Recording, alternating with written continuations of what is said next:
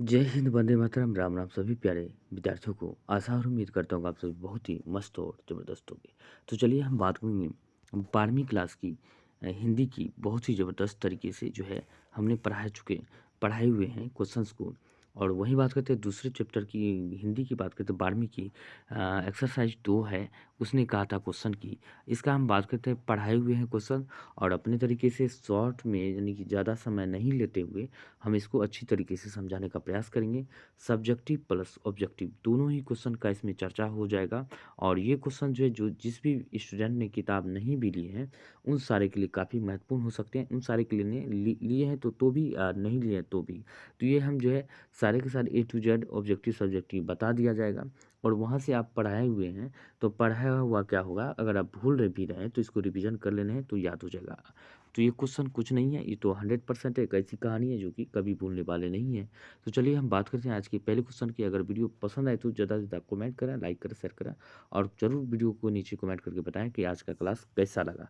तो चलिए हम बात करते हैं पहला नंबर क्वेश्चन की। कहानी के मुख्य पात्रों की एक सूची बनाएं। कहानी के मुख्य पात्र कौन कौन से हैं? तो लिखना है कि इसमें वैसे तो कहानी में कई पात्र हैं, परंतु जो मुख्य पात्र है उनकी सूची में गीत है। लहाना सिंह है, सूबेदार है और सूबेदारनी है, बोधा सिंह है, कहत अतर सिंह है, मोहम्मद सिंह, वजीरा सिंह है। तो लहाना सिंह तो मुख्य पात्र था ही, उसकी सूबेदारनी जो था ये नायिका था और नायक ये कहानी का नायक जो है, नायक यानी कि जिसको हीरो कहते हैं तो लहाना सिंह, और हीरोइन कहते हैं जिसे हीरोइन जो बात करें तो ये हो जाएगा सूबेदारनी। सूबेदारनी का जो पति था कौन था? इसका सूबेदारनी का पति था कौन? यानी कि हम बात करते हैं सूबेदारनी का पति था सूबेदारनी का पति बोधा सिंह का जो पिता हजारा सिंह था। इसका जो है इसका बेटा था हजारा सिंह, ये याद रखना है। और वजीरा सिंह जो था इसको मरते वक्त जो है किसने कहानी सुनाया था? लहाना सिंह ने मरते वक्त अपने बचपन की प्रेम कहानी का अमृतसर के गलियों के बारे में बताया था। तो ये मुख्य पात्र है, याद रखना है। लेकिन मेन रूप से जिसका कहानी का नायक है लहाना सिंह और नायिका सूबेदारनी था। अब बात करते हैं नेक्स्ट क्वेश्चन की। अगर हम बात करें तो उसने कहा था कहानी कितने भागों में बटी हुई है? कहानी में कितने भागों में बटी हुई है? कहानी के कितने भागों में युद्ध का वर्णन मिलता है? तो चलिए हम बात कर लेते हैं। उसने कहा था कहानी को 5 भागों में बांटा है। इस पूरी कहानी में 3 भागों में युद्ध का वर्णन है, दूसरे तीसरे और चौथे भाग में युद्ध का दृश्य है। क्या तो है? 3 भागों में वर्णन है, दूसरे तीसरे चौथे भाग में युद्ध का दृश्य है। बहुत ही अच्छा क्वेश्चन है, ये आप नोट कर सकते हैं। वही बात करते हैं लहना सिंह का परिचय अपने शब्दों में दें। लहना सिंह की बात करें तो लहना सिंह एक वीर सिपाही है। वह उसने कहा था कहानी का प्रमुख पात्र है यानी कि नायक है। लेखक ने कहानी में उसके चरित्र को पूरी तरह उभारा है, मतलब उसके चरित्र के बारे में बढ़िया से वर्णन किया है। कहानी में उसके चरित्र की निखित विशेषताएँ उभर कर सामने आती है। और उसके यही याद करना है, उसके प्रेम संबंध के बारे में, बचपन की प्रेम कहानी के बारे में बताया है। और लास्ट में जो हुआ सेना में भर्ती होने के बाद पता चला अपनी प्रेमिका के बारे में, अपने प्रेमिका के पति और बच्चे के बारे में। ये याद रखना 5-10 लाइन में अपने मन से भी लिख डालना है, कोई दिक्कत नहीं। कहानी बहुत ही ज़बरदस्त है। अब यहाँ पे कहता है कहानी का नायक, कहानी के समस्त घटना लहना सिंह के आसपास घटता है, जिससे यह स्पष्ट होता है कि वे कहानी का प्रमुख पात्र या नायक है। बहुत ही बात है, स्पष्ट ही है, ये भी कहानी का नायक तो यही है। तो बात करते हैं सच्चा प्रेमी। तो सच्चा प्रेमी लिख के क्या करना है? तो लिखना है लहना सिंह एक सच्चा प्रेमी है। बचपन में उसके हृदय में एक अनजान भावनाओं ने जन्म लिया जो प्रेम था। यद्यपि उसने अपना प्रेम ना मिल सका, यानी उसे तो अपना प्रेम ना मिल सका, लेकिन फिर भी उसने सच्चाई से अपने हृदय में बसाए रखा। तो प्रेम तो उसको मिला नहीं, लेकिन सच्चाई के साथ उसने प्रेम किया, हृदय में बसाए रखा। बहादुर तथा निडर। लहना सिंह क्या था? बहादुर तथा निडर था। लहना सिंह बहादुर तथा निडर व्यक्तित्व का स्वामी है, तभी तो वह बैठे रहने से भी बेहतर युद्ध को समझता है। वही बात करता है चतुर। चतुर के बारे में बात करते हैं लहना सिंह, इसी का क्वेश्चन का पार्ट है। चतुर लहना सिंह बहादुर होने के साथ साथ काफ़ी चतुर भी है, इसलिए उसने पलटन साहब से के नकली होने का शक हो गया। पलटन साहब के नकली होने का शक हो गया और उसने चतुराई से उसका भंडा फोड़ दिया। ये ध्यान रखना है। सहानुभूति और दयालुपन। लाना सिंह के चरित्र में सहानुभूति, दया भाव विद्यमान है, इसलिए वह भीषण सर्दी में भी अपने कंबल और जर्सी बीमार बोधा सिंह को दे दिया। यानी कि भीषण गर्मी में भी सर्दी में क्या किया? तो सर्दी में अपने कंबल और जर्सी जो बोधा सिंह को दे दिया। बोधा सिंह कौन था? तो उसका क्या था? बोधा सिंह उसका पति था और उसका बेटा था हजारा सिंह बोधा सिंह था, ये याद रखना है। पति बेटा था बोधा सिंह और हजारा सिंह उसके सूबेदारनी का, ये याद रखना था। और वचन पालन, सूबेदारनी ने लहना सिंह से अपने पति और बेटे के प्राणों की रक्षा करने की बात कही थी, लेकिन लहना सिंह ने उसे एक वचन की तरह निभाया और उसके लिए अपने प्राण की न्यौछावर कर दिया। बहुत ही अच्छा है, याद रखना। उसने कहा था, कहानी का ये ज़बरदस्त पाठ है। अब बात करते हैं पाठ से लहना और सूबेदारनी के संवाद को एकत्र करें। तो एकत्र करना है उसके पाठ में लहना और सूबेदारनी के बीच कुछ संवाद जो निम्नलिखित है। बचपन का संवाद, तेरे घर कहाँ है? मगरे में और तेरे। उसने जवाब दिया मगरे में, और उसने पूछा और तेरे? उसने कहा माझे में, और यहाँ कहाँ रहती है? तो उसने कहा अतर सिंह की बैठक में, और वे मेरे मामा होते हैं। यानी कि अतर सिंह की बैठक में है और वे क्या है, मामा है। मैं भी मामा के यहाँ हूँ, उनका घर गुरु बाजार में है। ये भी जवाब दिया लहना सिंह ने, ये याद रखना है। अब बात करते हैं उसने अब यहाँ पे फिर बातचीत है, माझे में यहाँ कहाँ रहती है? तो बता दिया अतर सिंह बैठे में, यहाँ मामा के यहाँ। मैं भी मामा के यहाँ रहता हूँ, उनका घर गुरु बाजार में है। इतने में दुकानदार डैश लड़के ने मुस्कुरा कर पूछा, तो तेरी कुड़माई हो गई। यानी कि लड़के ने दुकानदार के सामने जो दुकान पे पूछा, लहना सिंह कितना था? 8 साल का था, और लड़की सूबेदारनी जो था ये 12 से 13 वर्ष का था, ये याद रखना था। तो इसने पूछा कुड़माई होगी, कुड़माई का मतलब क्या होता है? मुस्कुरा कर पूछा कुड़माई, कुड़माई मतलब क्या? तेरी सगाई हो गई। इस पर लड़की आंखें चढ़ाकर कहती है, धत कहकर भाग जाती है। जैसे साउथ सिनेमा में धत करके, साउथ सिनेमा देखते होंगे, धत करके भाग जाती है, उसको साफ जवाब नहीं देती है। तो वह जो है कन्फ्यूजन में ही रह जाता है। उसके बाद लड़के ने फिर पूछा तेरी कुड़माई हो गई है, और उत्तर में वही धत मिला।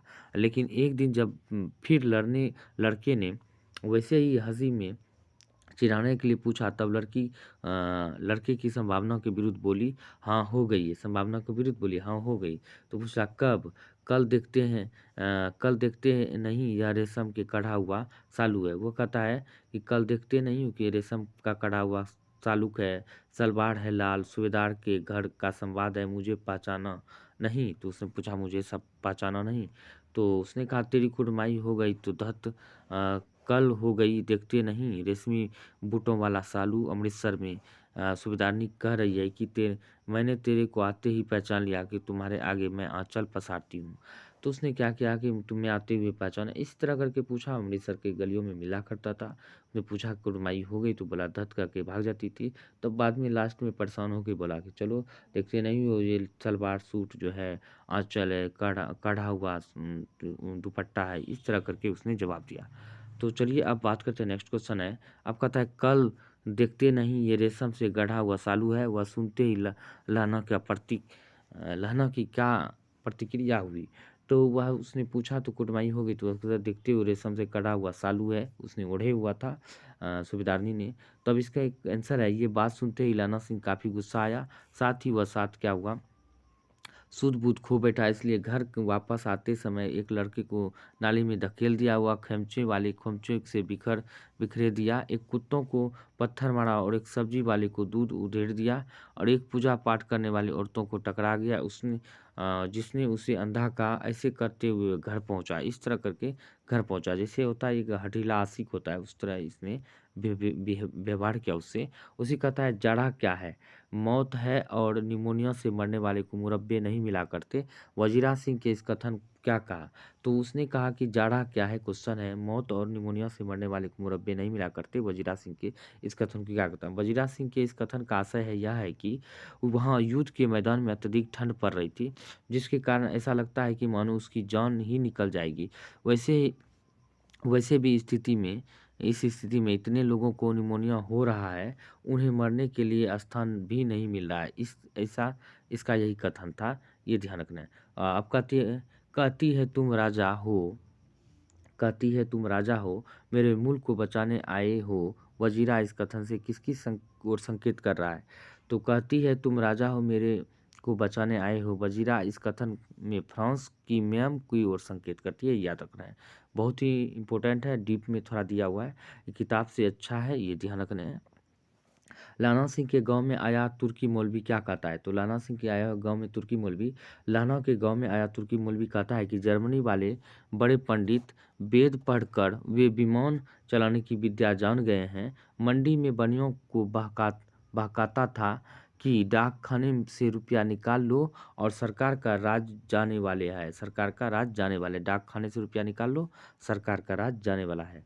लाना सिंह का दायित्व बोधा और उसकी बुद्धि दोनों ही स्पर्शनीय है, इस कथन की पुष्टि करें। ये सत्य है कि लाना सिंह का दायित्व बोधा और उसकी बुद्धि दोनों ही स्पर्शनीय है। लाना सिंह ने जिस तरह अपनी दायित्व निभाया हुए सच में काबिले तारीफ है, क्योंकि सूबेदारनी ने अपना आंचल पसार कर अपने पति और बेटी की जान बचाने की भीख मांगी थी। लाना से और बहादुर तथा वीर लाना से अपनी जान का परवाह न करते हुए लाना सिंह ने क्या किया, जब उसको आंचल पसार कर अपने बेटे और पति की जान की भीख मांगी थी सूबेदारनी ने लाना सिंह के आगे, तब उसने क्या किया, अपनी जान का परवाह न करते हुए उन दोनों की जान बचाई। इतना ही नहीं, लाना ने जमादार पद पर दायित्व भी बड़ी बखूबी से निभाया था।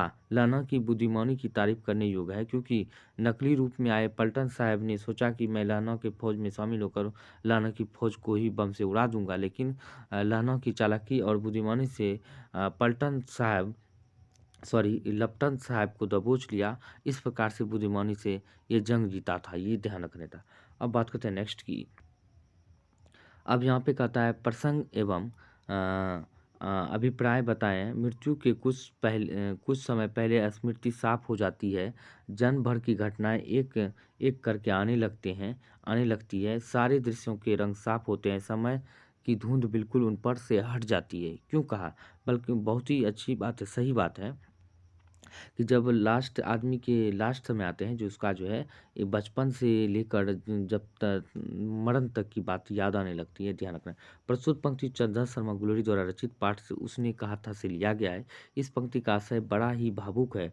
जब लड़ाई खत्म हो जाती है तो लाना सिंह अपने 12 वर्ष की अवस्था की याद आने लगती है और अमृतसर के पर दही वाली दुकान पर मिली वो 8 साल की लड़की क्या था, 8 साल की, लाना सिंह क्या था, 12 साल की, यह रखना है। तो तेरी कुड़माई हो गई, धत कहकर देने वाली जवाबें उनको बहुत याद आ रही थी। लाना सिंह जब जमादार पद पर नियुक्त हुआ तब उस लड़की की याद उन्हें ज़्यादा नहीं आ रही थी, लेकिन जब मृत्यु नज़दीक आने लगती है तो सारी बातें उन याद बनकर आने लगती है, अर्थात तो उसे सारे दृश्य रंग साफ होते हैं और समय की धुंध बिल्कुल उन पर से हट जाती है, ये याद रखना है।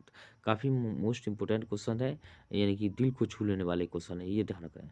अब के हाड़ में यह आम खूब फलेगा, चाचा भतीजा दोनों यहीं बैठकर आम खाना, जितना बड़ा भतीजा है उतना ही यह आम है, जिस महीने का उसका जन्म हुआ था उसी महीने में मैंने इसे लगाया था, ये ध्यान रखना था। ये किस पार्ट का है, ये इसका आशय क्या है, ये ध्यान रखना। इसका आशय है प्रस्तुत पंक्ति चंद्र शर्मा गुलेरी द्वारा उसने कहा था से शीर्षक से ली गई है, ये ऐसे लिखना है। प्रस्तुत पंक्ति चंद्र शर्मा गुलेरी द्वारा लिखित उसने कहा था से ली गई है। लाना सिंह बुरी तरह जख्मी है, उसका अंतिम समय निकट आ चुका है, प्रतीत हो रहा है कि ऐसी अवस्था में वे अतीत और भविष्य की स्मृतियों में उलझा हुआ है। मतलब अतीत और भविष्य की स्मृतियों में याद आ रहे हैं, अतीत जो उसके बचपन से लेकर अभी तक की घटनाएं याद होने आने लगे उसे। अभी उसे अतीत की घटनाएं याद आती है तो कभी भविष्य की कल्पनाएं से उसे झकझोर जाती है। ऐसी ही एक कल्पना करते हुए वजीरा सिंह से कहता है कि इस बार आषाढ़ के महीने में यह आम खूब फलेगा, तुम और तुम्हारा भतीजा बैठकर खूब आम खाना। यह आम के पेड़ मैंने उसी महीने लगाया था जिस महीने तेरे भतीजे का जन्म हुआ था, और यह आम का पेड़ तेरे भतीजे के बराबर है, ये याद रखना। इस तरह करके उसने लाना सिंह ने कहा था। अब कहता है और अब घर जाओ तो कह देना मुझे उसने कहा था मैंने कर दिया। तो उसने कहा था मैंने कर दिया, ये इसमें भी क्या लिखना है, प्रस्तुत पंक्ति चंद्र शर्मा गुलेरी द्वारा रचित उसने कहा था से लिया गया है। सूबेदारनी ने लाना सिंह को एक दायित्व सौंपा था कि उसने पति और बेटे के प्राणों की रक्षा करना, और लाना सिंह ने उन दोनों की जान बचाकर उसे पूरा कर दिया। यानी कि उसके पति और आंचल पसार कर जो है लाना सिंह से सूबेदारनी ने भीख मांगा था कि मेरे पति और बेटे की रक्षा करना, तो उसने लाना सिंह ने भी कह दिया कि जो लाना सिंह ने उन दोनों की जान बचाकर उसने उसके जो आंचल पसार कर भिक्षा मांगा था उसको पूरा कर दिया। उसने घायल होने के बावजूद उन दोनों को गाड़ियों में भेज दिया और खुद ही वहीं रह गया। जब सूबेदार अपने बेटे के साथ जाने लगे तो लाना सिंह उनसे कहा कि जब घर जाओगे तो सूबेदारनी से यह कह देना कि उसने कहा था मैंने कर दिया। इस सूबेदार से कहा था लाना सिंह ने, यह ध्यान रखना है, वही बात करते हैं अब नेक्स्ट की। उसने कहा था कहानी केंद्रीय भाव क्या है? तो इसने कहा था कहानी की केंद्रीय भाव की बात करते क्या है? तो उसने कहा था कहानी के में लेखक ने लाना सिंह के निश्चल प्रेम को दर्शाया है। लाना सिंह ने उस लड़की से बचपन में कई बार एक ही बात पूछा, तेरी कुटमाई हो गई, और लड़की धक्का कर दौड़ कर भाग जाती थी। इससे यह प्रतीत होता है कि लाना सिंह के दिल में उस लड़की के लिए प्रेम था, और वे प्रेम निश्चल इसलिए था क्योंकि लाना सिंह ने उस लड़की द्वारा दिए गए वचन को अपना वचन समझकर निभाया और अपना प्राण तक की आहुति दे दी। बस यही है आज का क्वेश्चन।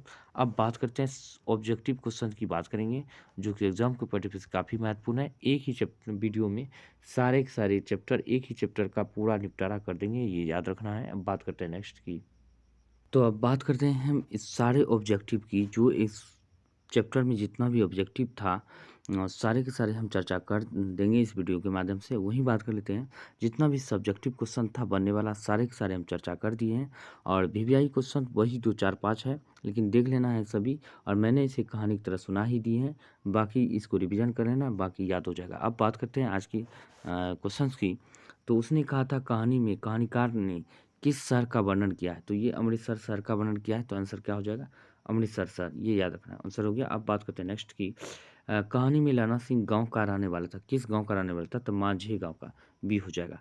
अब बात करते हैं, उसने कहा था कहानी में लाना सिंह किस ओहदे पर था? तो किस ओहदे पर था? ये देख सकते हैं, जमादार पद पर था। ओहदे मतलब क्या हुआ? पद, तो जमादार पर, याद रखना है। अब बात करते हैं नेक्स्ट की।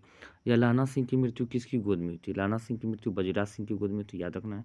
कहानी में पलटन का विदूषक कौन था? तो पलटन का विदूषक था, हम बात करते हैं वजीरा सिंह, याद रखना है।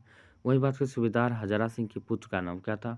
उसके हजारा सिंह के पुत्र का नाम बौधा सिंह था, याद रखना है।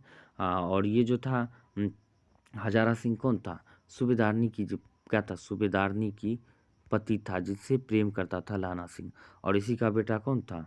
यानी कि हजारा सिंह का बेटा बौधा सिंह था। सूबेदारनी का ये पति था, सूबेदारनी का ये पुत्र था, ये याद रखना था। वही बात करते हैं नेक्स्ट की। उसने कहा था कहानी में भारतीय सिपाहियों को किसके साथ संघर्ष हुआ था? तो संघर्ष की अगर हम बात करें तो यह जर्मनी के साथ हुआ था, जर्मनी की, याद रखना था। वही बात करें जर्मनी सिपाही का पलटन किसने मार गिराया था? तो लाना सिंह ने जर्मनी सिपाही के लपटन को मार गिराया था, याद रखना है। जमादार सिख राइफल का लाना सिंह का नाम क्या, नंबर क्या था? तो नंबर था 77, याद रखना था। वही बात करें सरकार के द्वारा सूबेदार को जमीन कहाँ दी गई थी? सरकार के द्वारा जमीन जो है सूबेदार को लायलपुर में दिया गया था। अब बात करें चंद्रशेखर शर्मा गुलेरी जी का जन्म कहाँ हुआ था? तो जन्म की बात करें जयपुर राजस्थान में हुआ था, याद रखना है। काव्य सुखमय जीवन किसकी रचना है? तो ये किसकी है? चंद्रशेखर शर्मा गुलेरी का है। वही बात करते हैं नेक्स्ट की। उसने कहा था कहानी किस वर्ष प्रकाशित हुआ था? 1915 में हुआ था, याद रखना है। वही बात करते हैं काव्य कछुआ धर्म किसकी कृति है? तो किसका होगा? चंद्रशेखर शर्मा गुलेरी का है। वही बात करते हैं पुरानी हिंदी रचना के लेखक कौन है? तो जो चंद्रशेखर शर्मा गुलेरी है। उनमें से कौन सा निबंध गुलेरी जी द्वारा रचित नहीं है? तो मजदूरी और प्रेम नहीं है, याद रखना है। कहानी ने कुड़माई शब्द का अर्थ क्या होता है? कुड़माई की बात करें तो मंगनी, यानी कि सगाई, उसी को कहते हैं। उसने कहा था कहानी में बौधा सिंह कौन था? तो बौधा सिंह की बात करें सूबेदार हजारा सिंह का बेटा था, और कौन था? सूबेदारनी का पुत्र था। कहानीकार चंद्रशेखर शर्मा गुलेरी की कहानी कौन सी है? तो उसने कहा था है। अब बात करते हैं कौन सी कृति चंद्रशेखर शर्मा गुलेरी की लिखी हुई नहीं है? तो कफन लिखी हुई नहीं है, बाकी सभी की सभी है। वही बात करते हैं चंद्रशेखर शर्मा गुलेरी जी की किस गांव के मूल निवासी थे? तो मूल निवासी किसके थे? गुलेर गांव के थे। अब वही बात करते हैं उसने कहा था कहानी के कहानीकार कौन है? तो बात करते चंद्रशेखर शर्मा गुलेरी है। कहानीकार चंद्रशेखर शर्मा गुलेरी किस युग के कहानीकार माने जाते हैं? तो यह द्विवेदी युग के माने जाते हैं, याद रखना, द्विवेदी युग, यानी कि ये हो जाएगा। वही बात करते हैं नेक्स्ट की। उसने कहा था कहानी में कितने भागों में विभक्त है? तो उसने कहा था कहानी जो है कुल 5 भागों में विभक्त है, याद रखना है। चंद्रशेखर शर्मा गुलेरी का जन्म की बात करें तो कब हुआ था? इसका जन्म की बात करते हैं 7 जुलाई 1883 में हुआ था, यानी कि सी हो जाएगा। अब बात करते हैं नेक्स्ट की। लाना सिंह किस कहानी का पात्र थे? तो लाना सिंह की बात करते हैं उसने कहा था कहानी का पात्र है, डी हो जाएगा। वही बात करते हैं उसने कहा था किस प्रकार की कहानी है? तो यह बात करते हैं कहानी जो है भाव प्रधान है, यानी कि भाव प्रधान कहानी है। वही बात करते हैं नेक्स्ट की। पुरानी हिंदी रचना किसकी है? तो पुरानी हिंदी रचना की बात करें ना तो चंद्रशेखर शर्मा गुलेरी की है। कविता कीरत सिंह कौन था? तो कीरत सिंह की बात करें तो यह कौन था कीरत सिंह? तो यह लाना सिंह का भतीजा था, याद रखना कीरत सिंह, ये भतीजा आ गया। अब बात करें बचपन में लाना सिंह लड़की से बार-बार कौन-सा प्रश्न पूछता था? तेरी कुटमाई हो गई है क्या? यही पूछता था। वहीं बात करते हैं नेक्स्ट लेफ्टिनेंट साहब सूबेदार को कितने आदमी खंदक में छोड़कर जाने को कहता है? तो खंदक में जो है बात 10 आदमी छोड़कर जाने को कहता है, ये याद रखना है। अमृतसर में लाना सिंह को कौन थे? तो अमृतसर में लाना सिंह के क्या थे? मामा थे, उसको वह भी मामा के यहाँ रहता था दोनों, याद रखना है। लाना सिंह सूबेदार को वापस बुलाने के लिए किसे भेजा था? तो भेजता है तो वजीरा सिंह को भेजता है, ये याद रखना है। सूबेदारनी ने अपने पति और पुत्र की रक्षा करने के लिए किससे कहा था? तो लाना सिंह से कहा था, याद रखना है। लाना सिंह सिर अपनी गोद में लेकर कौन बैठा था? तो लाना सिंह का सिर अपनी गोद में लेकर वजीरा सिंह बैठा था, याद रखना है। लाना सिंह के मामा कहाँ के रहने वाले थे? तो यह रहने वाले थे कहाँ के? अमृतसर के, याद रखना है। उसने कहा था किस वर्ष की रचना है? तो यह बात करता है यह रचना था किस वर्ष की? याद रखना है 1915 की, याद रखना है। अब बात करते हैं नेक्स्ट की। तो हम बात कर लें आज का के लिए इतना ही है। बस वीडियो को देख लेना है, ज़्यादा से ज़्यादा कमेंट करना है, लाइक कर देना है और आज का वीडियो कैसा लगा ज़रूर कमेंट करके बताएं। मिलते हैं अगले वीडियो में, तब तक के लिए जय हिंद, जय भारत।